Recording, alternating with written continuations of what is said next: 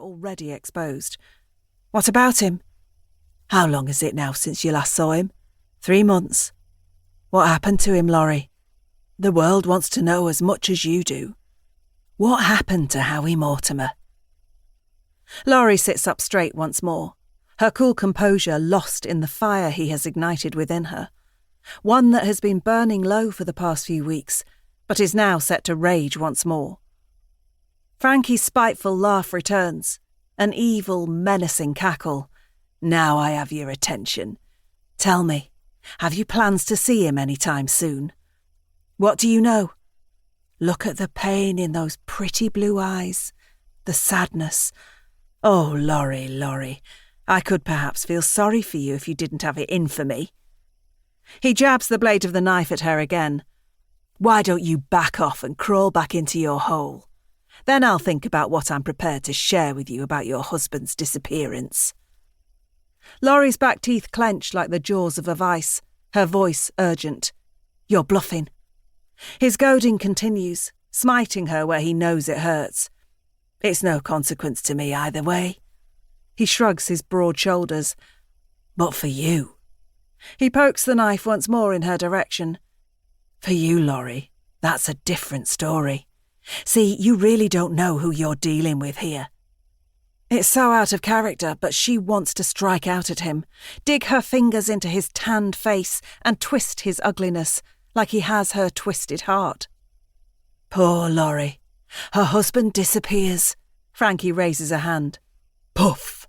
His fist explodes in the air. His hand falls to the table with a thud as his stare leaves Laurie and he glances over her shoulder to the door of the cafe.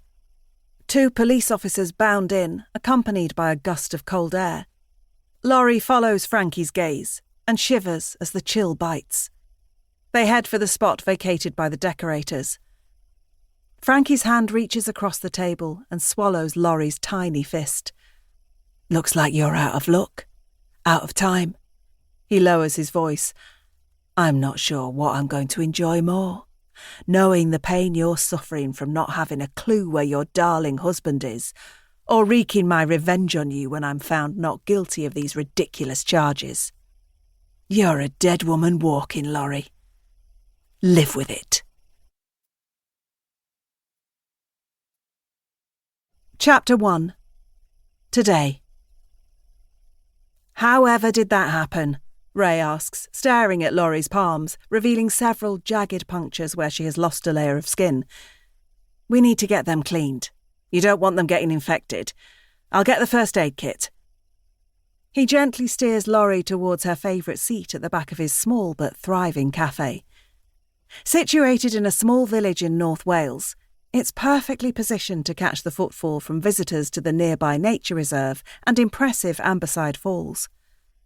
The last customers have left, and it looks as if Ray is cleaning up, ready for another day. "I fell at the final hurdle. The dogs were keen to see you," Laurie says, forcing a laugh, but wincing as she removes her small backpack and plonks it on the floral PVC-covered table. "No big deal. I just need to get cleaned up." Ray takes the leads of her faithful Springer Spaniels, Misty and Shadow. "What have you and your mother been up to?" he asks the dogs, tying Shadow's lead around a leg of the table as he glances up at Laurie. "Don't tell me. The slope leading down to the turnstile. It's torturous. That loose slate is a nightmare." Ray tries to tie Misty's lead around the table leg too, but she refuses. Silly dog. She can be as obstinate as a stubborn child these days. But Laurie's dogs aren't that young anymore. They will be 7 this Christmas. 7 years.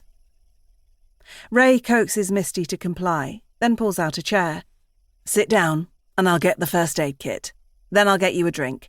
How about one of my Scarlet O'Haras?" The cafe provides an essential meeting place for the local community. Everyone loves Ray. His extensive range of coffee is something else. It's what drives people to the cafe from miles around. Laurie forces a smile, taking a seat on the cross-backed chair, upholstered with a PVC-covered cushion that matches the tablecloths. Ray is forever experimenting with innovative ideas for his coffees and naming them after famous people or the mood of the day.